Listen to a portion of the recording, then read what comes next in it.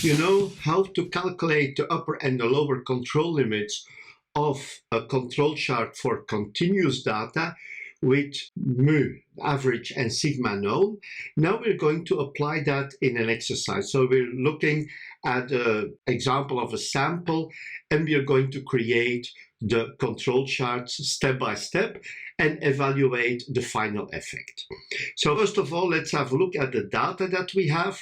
We have the process data where the average is set at 8, the standard deviation is set at 0.8, and we take samples with a size of 4. So it means that the standard error is equal to the standard deviation divided by the square root of 4, which is easy to calculate, and it's a nice number. It's 0.4. Now, when we look at the data, what we have here, we have the different samples. Each sample has, in fact, 4 measures in it. We have in total here 5 samples. In reality, that would be a lot more, but the principle just applies to all the samples. So once you know how to do it for a few samples, you know how it works for a large number of samples. So we have 8.0, 7.5, 6.0, 9.0, and so on. So these are the measurements that we have taken during the process. Now let's have a look how we do the preliminary calculations.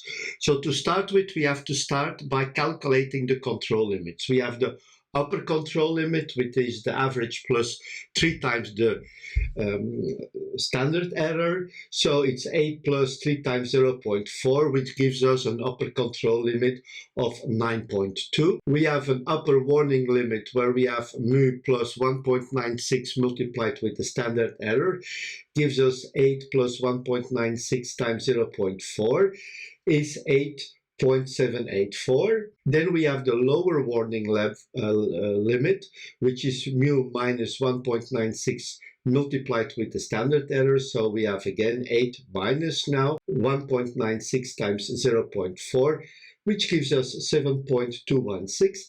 And finally, we have the lower control limit, mu minus 3 times the standard error, gives us 8 minus 3 times 0.4 is 6.8.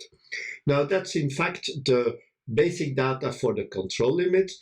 What we now have to do is to calculate those averages. I think you know how to calculate an average. So you add the 4 numbers, you divide by 4. You can also use the average formula in Excel. So when you have more numbers, it adapts or it calculates the average automatically.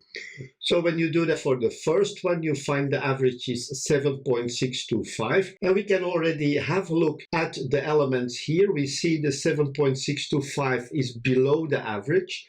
The average is 8. But we're still good. We're still higher than the lower warning level. So we're clearly within specifications. Now we are going to do the same for all the numbers. So you can stop the presentation here. You can calculate the numbers. If you put it in Excel, it goes very quickly.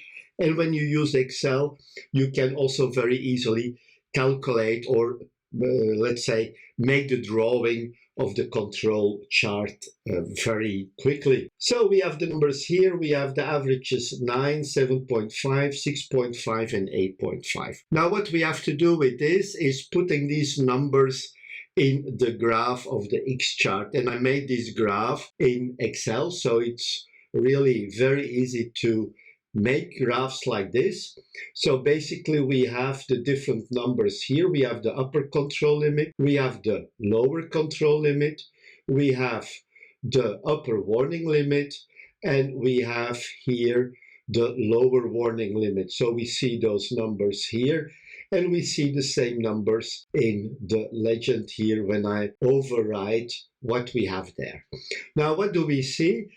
Basically, the first sample is quite nice. It's below the average line, but still above the lower warning limit. The second measure is between the upper warning limit and the upper control limit, which means that there is already something wrong with the process. We should have a look at it. It's too far out of the range. It's still possible that it is due to common cause variation, but there is obviously it's not really good. Then we have the third one, which gives us 7.5, which is also okay, so no problem. But the fourth one is clearly outside of the control limit, is below the lower control limit, which means that clearly this process is out of control. The last one, 8.5, is still between the upper warning level and the lower warning limit, so basically that's okay. But you see, the graph shows that our process is not really so nice, and we have to do something about it. We have to investigate, we have to stop the process, and we have to see what's really going on and learn from it. What can we do to improve the process? So that was the application of the control chart for continuous data for variables when mu and sigma are in fact known. In the next presentation, we will be looking at the control chart, but now we don't have the standard deviation known, but that's in the next video, so I'm looking forward to seeing you there. Thank you and bye-bye.